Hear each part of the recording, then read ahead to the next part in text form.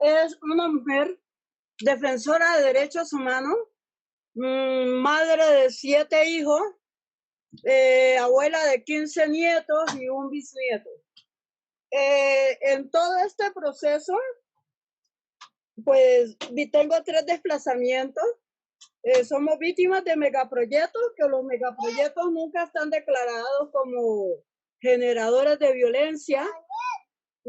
Mi primer desplazamiento fue en el 85, cuando todavía no se reconocía el despojo como desplazamiento, porque el desplazamiento se viene a reconocer con la ley 387 en 1997.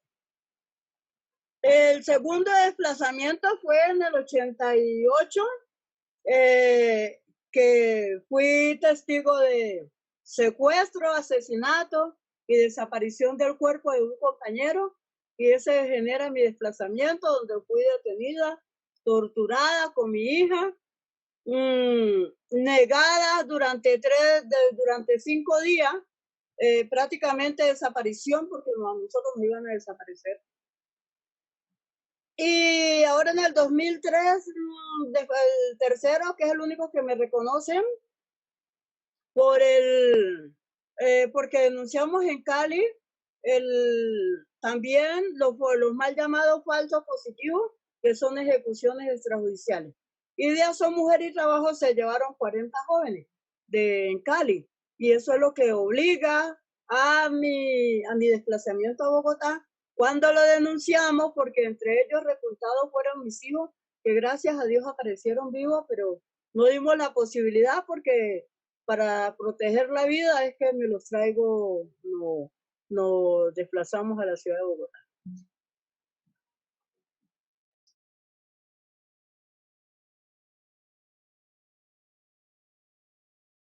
Nosotros antes aquí cosíamos, siempre, toda la vida yo he cosido.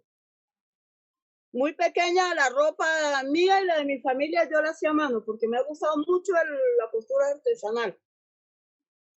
Una, porque de mil hay uno que la máquina lo duerme, y a mí me duerme.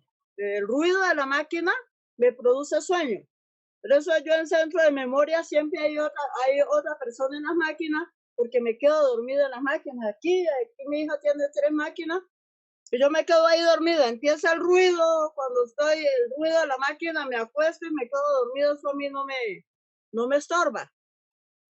Entonces, cuando en el 2008 me invitó Francisco Bustamante a que hiciéramos una tela muy grande para arropar el Palacio de Justicia, pero yo me imaginaba una tela que lo arropara desde arriba hacia abajo.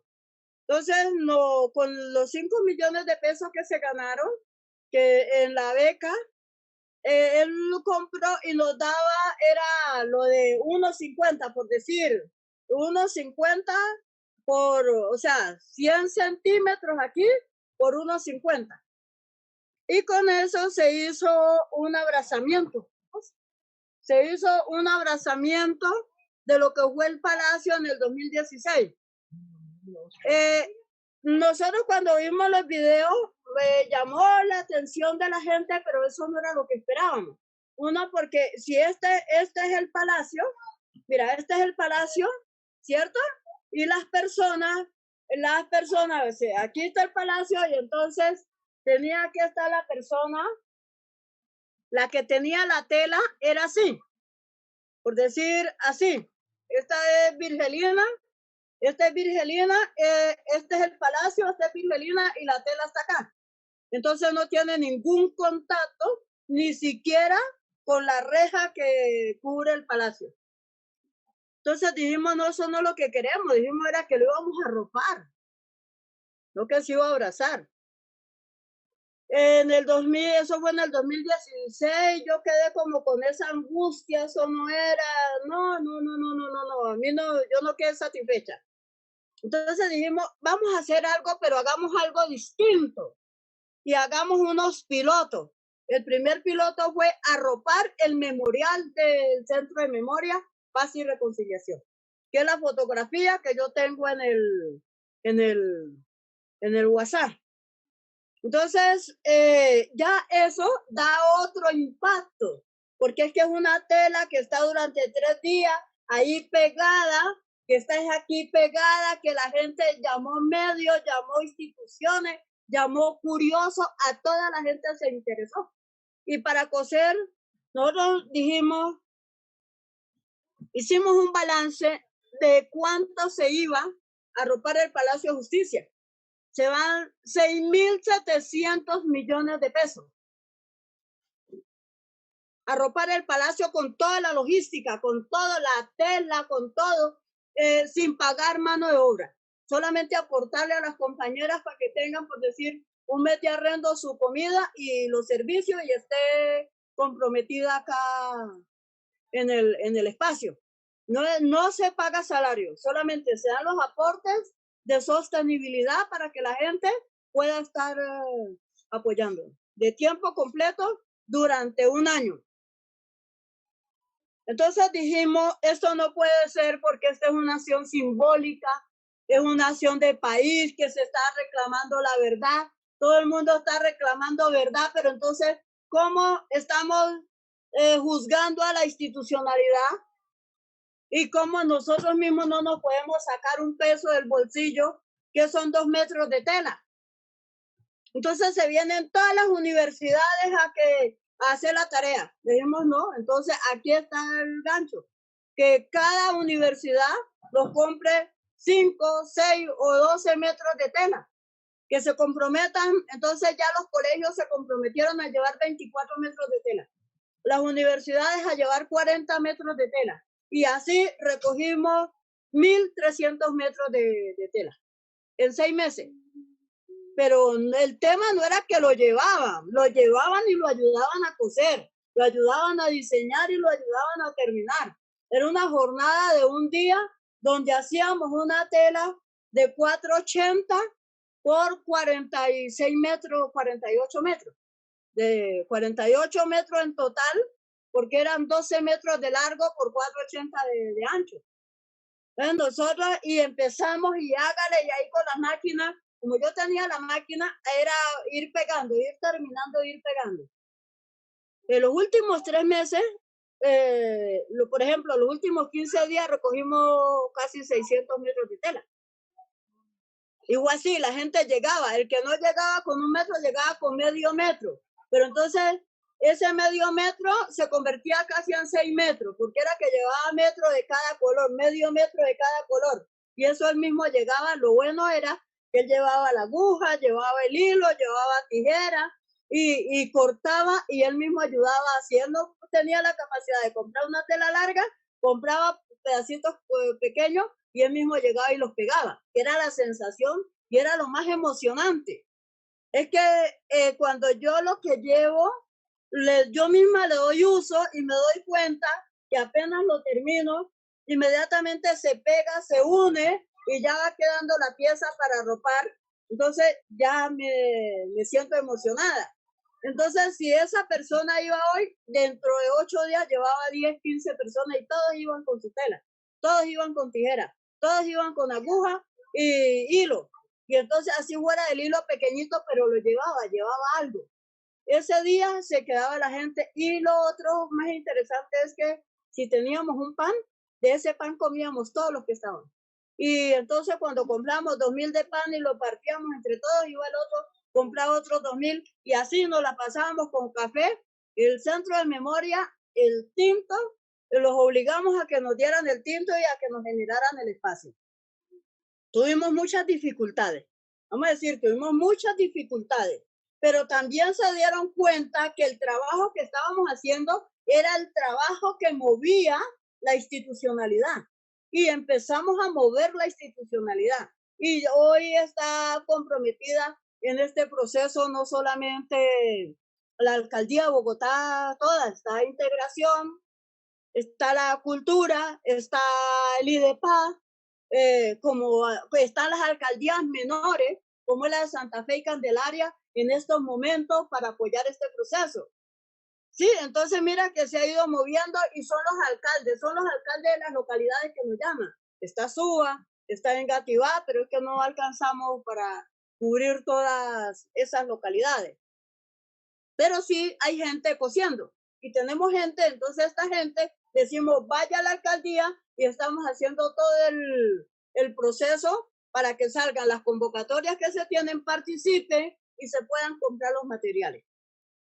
¿Cuál es lo otro más interesante que se ha logrado? Y lo más interesante es que se articularon 50 universidades y hoy está 51 con la de Antioquia, 52 con la de Caldas, la Nacional de Caldas, 53 con la de Brasil, la libre de la pública de Brasil, y 54 con la pública de Francia, que se unen ya al proceso. Estamos esperando la de Argentina. Ellos están cosiendo con sus estudiantes. Los profesores que hicieron este año, cada estudiante compró 2 metros de tela y esos 2 metros de tela los están bordando y luego nos los hacen llegar. Esos 2 metros de tela bordados nos los hacen llegar y los vamos a unir tela de la manta de retazo, que se hizo en cuarentena, ¿sí? Que se hizo en pandemia, perdón. La manta de retazo que se hizo en pandemia con muchos pensamientos, con muchas propuestas. ¿A dónde están cosiendo? Está cosiendo Ecuador, está cosiendo Chile, ahora se une Bolivia, que no estaba, entra Perú, entra México, que no estaba, y Venezuela. Ya. Sí, en América Latina los que no estaban. Está Chile, Argentina, Brasil, está Canadá, está Estados Unidos en América Latina.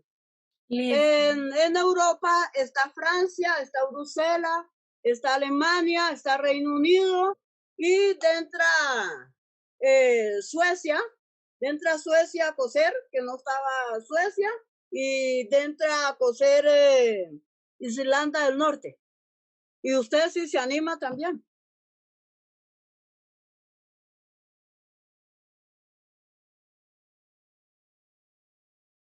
El gran aprendizaje es que de cosas pequeñitas hemos logrado algo muy grande, es mover la gente. Y lo que nosotros no hemos hecho, es decir, que la movemos en la asamblea, la movemos en su sensibilidad. Como lo que nosotros estamos diciendo, que queremos que todo el pueblo colombiano reflexione frente a lo que pasó en el Palacio. Es que lo que pasó en el Palacio es algo muy grave. Es algo similar a lo que hizo Hitler en Alemania. ¿Sí? Porque de los otros han sido derrocamientos. Sí, ha sido derrocamiento, digamos Argentina, por ejemplo, Argentina, todo lo que fue, pero el holocausto de Estado de Alemania es algo similar a lo que pasó en el Palacio de Justicia. Y eso no puede seguir pasando. Eso no puede volver a pasar a ninguna parte del mundo, porque el resto ha sido que tumbamos al presidente o que hay una toma y el presidente hace lo que le da la gana alrededor de su partido político. En cambio, el otro era por ideología política, fue Hitler. Y lo que se hizo en el Palacio de Justicia fue ideología política, porque era el M-19 que pidió la cita para sentarse con el gobierno, hablar de paz, hablar del desarme de la coordinadora Simón Bolívar, que eran todos los movimientos guerrilleros de América Latina. Y como no podían justificar que si sacaban la guerrilla, ¿con quién peleo y cómo justifico la violación de derechos humanos, la violación, la desaparición, el abuso del cuerpo, en el cuerpo de las mujeres? Entonces, por eso no podían aceptar que se sentara la guerrilla con un presidente. Mira lo delicado que es. Y mucha gente me dicen que es protagonismo. No es protagonismo.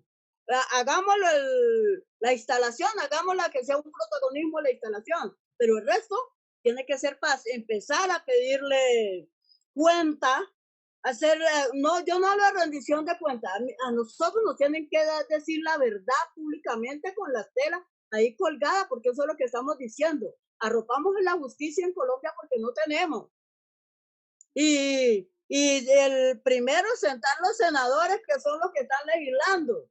Pero ya el segundo es sentar a los partidos políticos que no han dejado que se cumpla, que se le dé respuesta y que se le diga la verdad a los colombianos y colombianas y al mundo entero, porque es que eso es una cosa, en el único país que la justicia mate a la justicia se llama Colombia. Porque ¿quién es que asesina? ¿Quién dispara contra el Palacio de Justicia? Es la misma justicia, porque los tienen que proteger. Cuando están diciendo los jueces, los fiscales, los magistrados, todos ahí están diciendo, por favor no disparen, no disparen, no disparen. Y es cuando más disparan. Entonces, que hoy la gente esté reflexionando, cociendo y que diga, es que yo perdí un familiar en eso, o yo perdí un familiar en 1900, o mi familia es víctima de la violencia política del 40, de 1930, a casi hasta a la fecha, porque nosotros tenemos una violencia política desde la conquista, desde la invasión europea en Colombia, porque yo no digo conquista, yo digo invasión europea en Colombia, porque y América Latina, porque eso fue lo que pasó, una invasión que hasta la fecha no hay respuesta ni reparación a los negros, ni a los indígenas, ni al pueblo latinoamericano. ¿Ya? Entonces, si nosotros estamos diciendo que vamos a pedir la verdad a través de unas telas de lo que pasó en el palacio, también se va a pedir la verdad de todo el daño que le han causado a los colombianos y colombianas.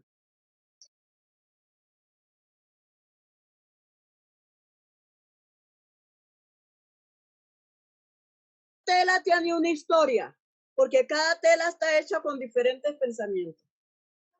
Por ejemplo, si son los departamentos, se habla del desorden territorial que tenemos. Y por eso hemos colocado intencionalmente las telas con ese desorden. Por ejemplo, yo les preguntaba a los antioqueños allá, que es el departamento pujante, el departamento más desarrollado, el departamento, bueno, y ni todo el mundo dice lo mismo, porque para eso que tuvieran el mismo chip en Bogotá, en Antioquia, ¿cuál es la otra tela que han visto, que se ha visto mucho? La del Chocó. Son las que más se han mencionado. Pero nosotros sí, algo que sí resaltamos, no porque sea del sur, pero lo que tiene que ver con el Cauca y Nariño, conocen su territorio. Los únicos que llegan y dicen, la bandera del Cauca no es en este color, no es así, está mal. Los únicos que dicen, la bandera de mi departamento está mal, no es así, es Nariño y Cauca. El resto dice que la bandera está bonita. El resto dice que la bandera está súper linda. Los de Bogotá, que solamente son dos colores, y se las hicimos invertidas y ni así se dieron cuenta. Estaba al revés la bandera, estaba invertida y estaba al revés el mapa. Nosotros solamente necesitamos que si en realidad yo conozco el territorio, me digan, mira, ¿por qué mi bandera está al revés? Y por qué mi bandera está invertida y por qué el mapa está al revés. Eso es lo que necesitamos que la gente diga. Pero la gente se inventa una cantidad de cosas y no conoce lo más sencillo, que es el color de su bandera. Entonces les decimos, ese es el objetivo de saber cuál es el sentido de pertenencia que tiene cada persona en su territorio, en su departamento. Si yo tengo sentido de pertenencia, sé el color de la bandera de mi departamento. Conozco el mapa de mi departamento. Los otros que preguntaban aquí en Bogotá que por qué hayamos colocado las localidades así en desorden. Entonces le dimos porque así administrativamente está Bogotá. Está desordenada. Así lo tienen. Entonces, en ese desorden territorial que se tiene administrativamente, entonces le hemos colocado Bogotá. Esas son telas políticas. Las otras telas son las de memoria, las grandotas, que tienen que ver con la migración. Tienen que ver con la migración, el centro como territorio, que es la grandota que tú tienes, que enviamos del arropamiento de la Casa Museo de Antioquia. El centro lo tiene como territorio, que son todas las casas desocupadas, y hacia afuera, hacia los lados, está toda la gente, que es la migración del territorio hacia las grandes ciudades sin ninguna esperanza, y también como con esa desolación, porque todo su conocimiento y todo su proyecto de vida quedó en ese territorio donde ha sido despojado y desplazado.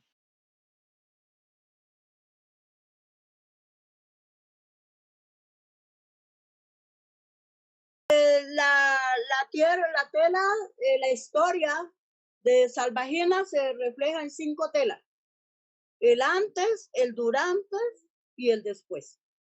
Entonces, ¿cómo era el territorio antes? Un territorio alegre, un territorio bonito, colorido, donde todas eran comunidades muy consolidados, porque era el territorio étnico de comunidades negras, donde se encontraba todo el arraigo africano, porque allá son donde las avanzadas que hicieron los negros por su libertad, que era conservar el origen de las tribus donde fueron desarraigados.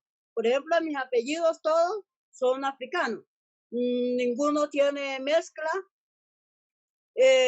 Mi apellido Chará, Ará, Lucumí, Angola, Congo, Ocoró, Mina, el otro es, ¿cómo es? Ambuila. Todos esos son apellidos que son netamente africanos, y yo no tengo mezcla en mis apellidos, porque por ejemplo yo soy Chará, Chocó. Mi papá era de Chará, era Mina, Chocó, Mina. Mi mamá, Chará, Lucumí. Entonces yo no tengo mezcla. Y allí esto se conservaba porque fue el nombre de las tribus donde fueron desarraigados. Entonces, con la construcción de la represa de Salvajina, se va todo ese legado histórico de preservación que se tiene de ese arraigo a África allá y nosotros acá en Colombia. Que así pasen siglos, pero se sigue reconociendo pues, de dónde fueron desarraigados. El otro es que se conservaba todo ese legado histórico de familia, ¿no? El entorno, el legado histórico de familia, así los palenques, que los palenques son las primeras formas libertarias del negro, y como forma libertaria del negro, entonces eran de familias grandes en casas también grandes, y se acoge a todo el que llega a nuestras casas, y por eso se dice que el negro es de puertas abiertas, no porque tenga la puerta abierta, sino por toda la gente que llega a la casa. ¿Qué más le puedo contar? Luego viene la expulsión, ¿no? Porque la construcción de la obra dejó 6.650 familias despojadas, 350 muertos y 50 desaparecidos en los 5 años de la construcción de la obra, de la represa. Luego de esa construcción a la fecha del 85, a la fecha yo no puedo contar porque yo salí yo salía en el 85 y voy escasamente donde mi mamá, voy de noche y me vengo al otro día a la madrugada. Llego tipo 7, a esta hora estoy llegando y me estoy viniendo temprano porque no me puedo estar.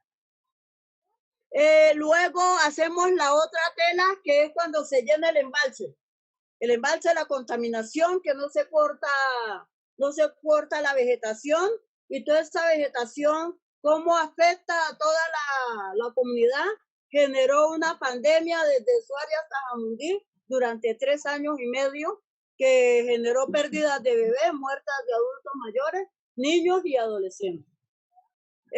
Toda la pandemia se convirtió en sarampión, varicela, viruela, fiebre, era lo que se tenía, por la descomposición del agua, de la vegetación dentro del agua. Esa es la contaminación, y la espuma que bajaba sobre el río, entonces así mismo está reflejada en la tela. Y la última tela, la otra es la llegada, la expulsión, que es la llegada a las ciudades. Popayán, lo cual era el más cercano, Popayán, Santander de Quilichao, Piendamó, Jamundí, Cali y los que llegaron hasta acá Bogotá. Y la última tela es un territorio cuando se va toda su comunidad que queda solo, sin conocimiento, sin personas, sin conocimiento y sin nada. Queda vacío porque el que llega desconoce totalmente lo que había en ese territorio.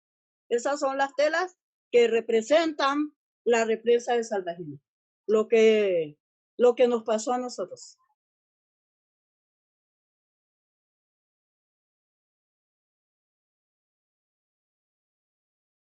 Nosotras empezamos a hablar de pedagogía en el 2005 cuando tuvimos una problemática aquí en Bogotá de 7 familias y todas eran mujeres, 7 mujeres de diferentes partes de Bogotá que se iban a quitar la vida y llegaron a donde nosotros porque no tenían solución, no tenían que darle de comer a sus hijos y la única, no tenían otra salida porque no tenían con qué pagar arrendo, servicios, debían y los dueños los estaban echando.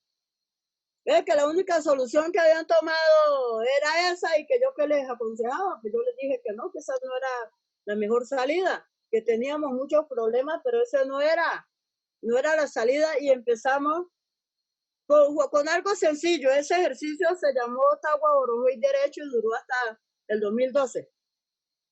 2012 no, 2015. Trabajando con la gente. Era escriba lo que usted tiene adentro, cuéntelo, tráigame una fotografía suya de su familia, el antes y el después, y las tomábamos y las imprimíamos. Y las colocábamos luego en un pendón. Cuando hicimos eso, nosotras encontramos que la gente, el solo hecho de ver su fotografía, que todos la están mirando, eso le levanta la autoestima. ¿Ya? Eso levanta la autoestima. Cuando nosotras vamos, y eso lo seguimos implementando y nos dio muy buen resultado del 2005 hasta el 2015. 10 años. En el 2012, todavía no se hablaba de pedagogía de la memoria, en el 2014, nosotros llegamos en el 2012 a Censo de Memoria. En el 2014, la Secretaría de Educación firma un convenio con la Alta Consejería para que fuéramos a contar la historia de nosotros a los colegios, a los niños eran 40 colegios. A mí me tocaron 8 colegios. De los 8 colegios que me tocaron, a mí me pasaron por escrito lo que yo le iba a preguntar a los niños y a los profesores. Yo les dije, yo no le voy a preguntar nada. Y le dije, pues me da mucha pena, si usted quiere que yo haga el taller, bien. Entonces cogí mis materiales y hice mi ejercicio como ya nosotros lo veníamos haciendo. Y empecé a preguntarle, ¿ustedes quieren que yo les cuente mi historia, cierto? Sí. Entonces escríbanme la suya aquí en esta cartulina.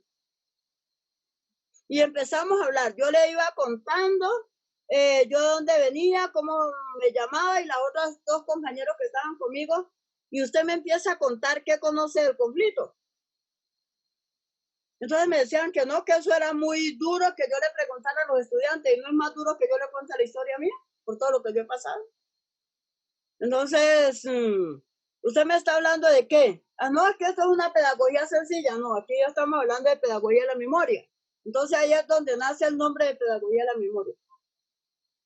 Y entonces empezamos a identificar que los profesores no tenían tiempo para los alumnos.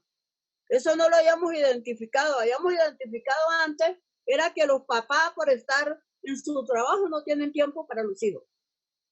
Pero que los docentes no tuvieran tiempo para los alumnos, eso no se había identificado. Hoy ya se identificó.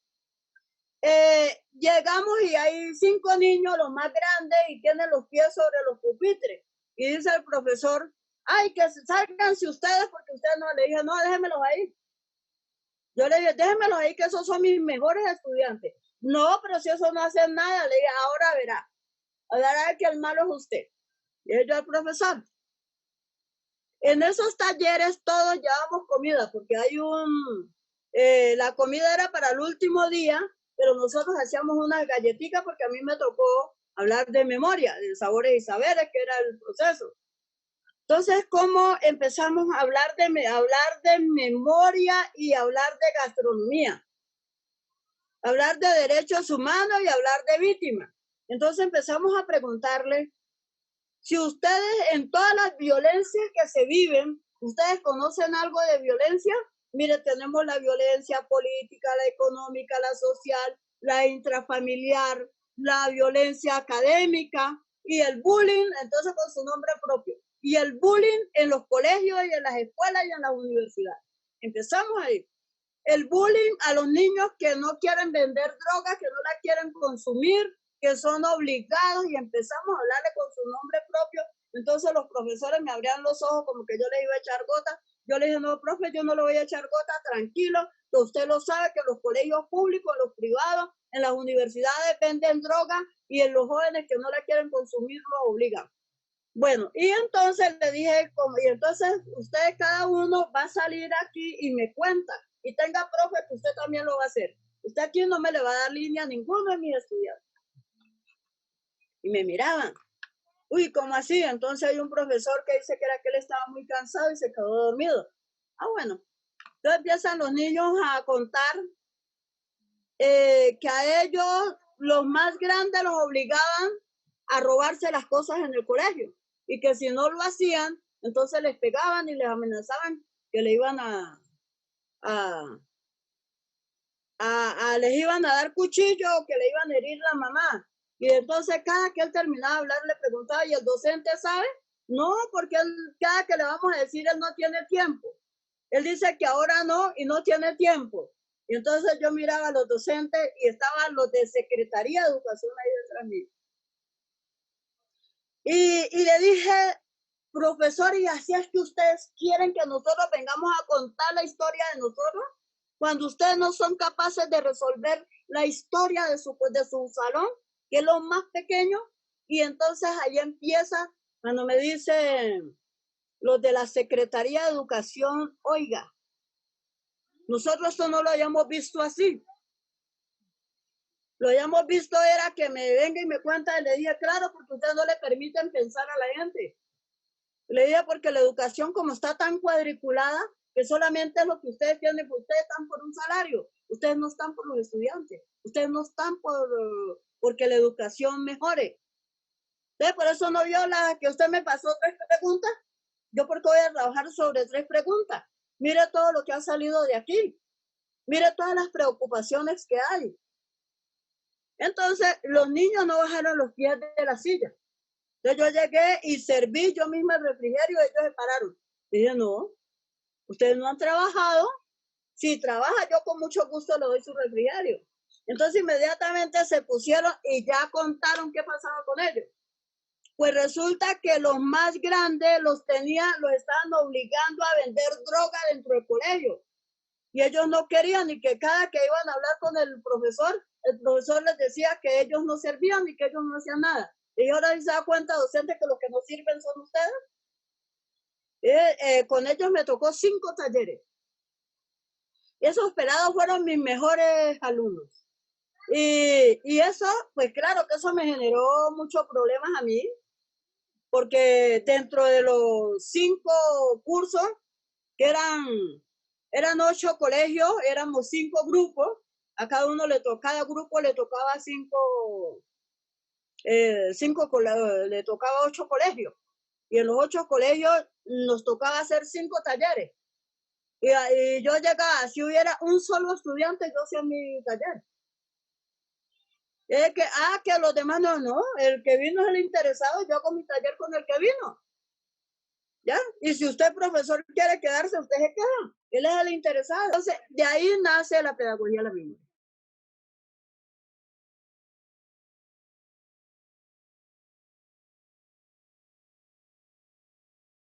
Porque ya fortalecimos que no somos nosotros la tarea de ninguno, sino que la tarea somos todos, porque todos tenemos que contar. Entonces, cuando yo voy donde ti a contarte, a que tú me cuentes, pero resulta que yo tengo una cantidad de cosas que contarte, entonces lo que hacemos es intercambio de experiencia, de conocimiento. Y eso se convierte en una propuesta política y académica que hoy la quieren implementar todas estas 54 universidades que te estoy contando. La quieren implementar porque el trabajo psicosocial no se ha profundizado. El trabajo psicosocial está dirigido desde lo profesional, más no desde lo humano. Y nosotros con la pedagogía de la memoria que estamos hablando, hoy ya estamos diciendo no pedagogía de la memoria, sino el poder de la memoria. Esto ha cambiado esa visión de los psicólogos que van donde nosotros a hacer la tarea, sino que se los ha convertido en seres humanos, en ser humano, que les interese las personas, no les interese solamente el certificado, que no les interese solamente el salario, sino que la parte humana esté en lo que ellos estén haciendo. Ya que ser un psicólogo, ser un trabajador social, no es ir y sentarme y tocarte y decirte tú desayunaste, tú almorzaste, que eso no te va a resolver el problema. Es como yo como humano te escucho y comparto contigo. Y si tengo que llorar, pues lloro hoy, lloro mañana, todo, y genero las formas ocupacionales, que es lo que nosotros hemos generado. Que alrededor de la costura, que es la excusa, entonces sacamos todo ese duelo que la gente tiene adentro y lo hablamos alrededor de la escritura. Lo hacemos alrededor de las telas, de la gastronomía, del canto y de la medicina tradicional.